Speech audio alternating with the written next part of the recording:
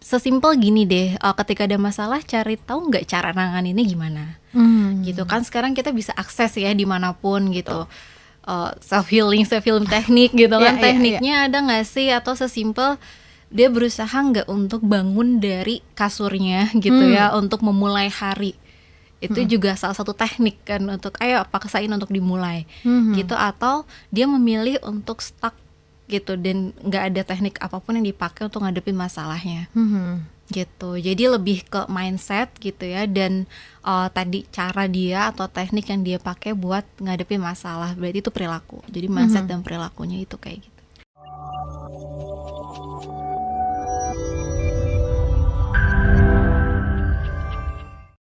Nah, ini sebenarnya tanda-tanda seseorang yang memiliki kekuatan mental yang stuck, yang biasa aja standar, atau yang di bawahnya, atau yang tinggi. Itu ada kayak kategorisasi nggak sih seseorang dengan kekuatan mental yang kuat itu? Oke.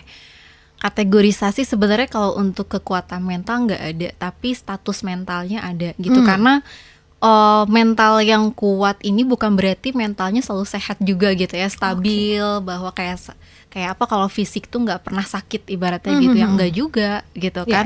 Pasti ada down-nya gitu. Nah, tapi kalau misalnya untuk mental yang kuat sendiri, kita bisa lihat dari yang pertama mindset gitu. Jadi pola pikirnya gitu ya. Ketika ada masalah, apakah dia fight atau flight gitu, mau dia menghadapi atau menghindar gitu kan. Jadi ini ketika ada masalah, ini sesuatu yang bikin dia lari atau dia hadapi gitu ya. Jadi cara pandang dia menghadapi masalah, melihat masalah atau kehidupan sendiri gitu.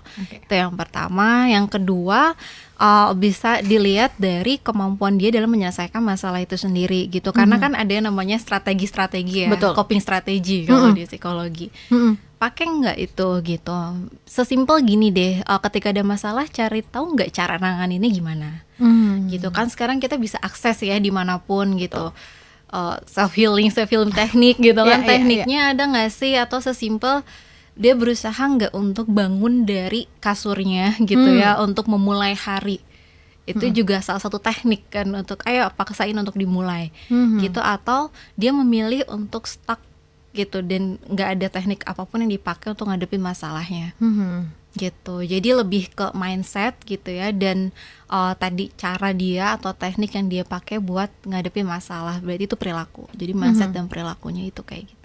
Berarti tadi kalau status mental, nah ini apakah ada beberapa status? Ibaratnya ada kayak indikator merah, hijau, kuning, atau gimana tuh Kak Anggi? Oke, nah kalau kesehatan mental statusnya itu istilah. Jadi bagi 3. Yang pertama itu normal, ya gitu ya. Yang kedua normal tapi bermasalah, gitu. Jadi dia nggak gangguan, nggak illness gitu, tapi ada masalah. Misalnya masih bisa kerja produktif gitu ya, tapi ada masalah di regulasi emosi gitu, cuma masih well function gitu. Nah, ada juga satu lagi yang abnormal, ini yang gangguan-gangguan gitu, yang biasanya udah mengganggu ke kehidupan sehari-hari, masalah mentalnya gitu. Dan ini perlu bantuan profesional?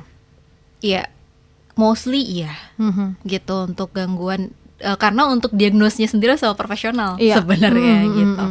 Yang artinya memang kalau misalnya pasti kan lingkungan sekitar tahu nih tanda-tandanya, wah dia udah mulai beda gitu kan. Tadi kan balik lagi sudah tidak berfungsi atau bermanfaat seperti pada umumnya, misalnya kerjanya udah terganggu dan sebagainya. Nah, ini kan perlu bantuan profesional itu kan.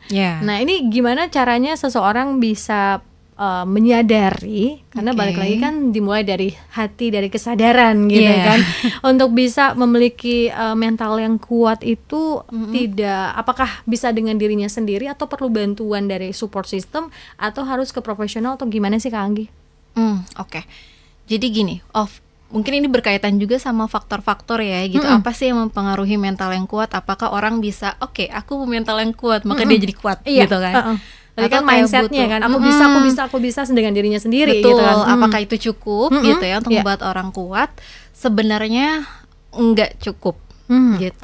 Jadi selain mindset dalam internalnya, juga butuh social support, dukungan sosial gitu. Dan ini yang krusial, yang mana kalau misalnya ya banyak orang yang bilang aku bisa kok jadi single fighter gitu, atau wah kamu single fighter selama ini.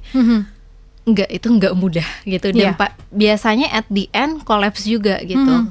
Karena gimana ya, fitrah kita sebagai manusia tuh ya makhluk sosial gitu kan. Gitu. Jadi selain mindsetnya perlu juga social support gitu untuk bisa kuat. Nggak bisa yang sendirian banget sebenarnya. Berapapun itu jumlahnya ya, even satu orang dan itu cukup ya it's okay. Gitu. Jadi social support di sini tidak hanya ketersediaan tapi kualitasnya. Kualitas yang paling penting kualitasnya. Gitu. Misalnya satu tapi memang ngasih emotional support dan dirasa cukup ya enough berarti. Gitu. Oke. Dan ini faktor-faktornya selain diri sendiri, lingkungan, terus apakah ada faktor lain lagi yang membuat kita menjadi pribadi yang punya mental yang kuat, Kak Anggi? Oke. Kisah hidup ya. Waduh, agak panjang nih. Boleh nggak apa-apa, masih 2 menit sebelum kita break nih. Maksudnya itu salah satu faktornya, maksudnya kisah hidup gitu. Jadi cerita orang kan beda-beda ya hidupnya gitu. Nah, pengalaman, experience yang kita lalui itu jadi faktor juga. Gitu, apakah itu bisa membuat kita lebih kuat secara mental atau enggak. Dan itu nggak harus selalu experience yang positif atau negatif ya. Itu sama aja gitu. Positif bisa membuat kita jadi lebih semangat, positif lihat hidup gitu kan. Kalau experience yang negatif itu bisa membuat kita jadi oke, ibaratnya aku udah kebal nih gitu. Iya kan, misalnya kayak kalau mau dihubungin sama topik selalu nih, misalnya oke, diputusin, oke ini aku udah biasa, dia udah kebal sama diputusin misalnya gitu. Oke. Misalnya.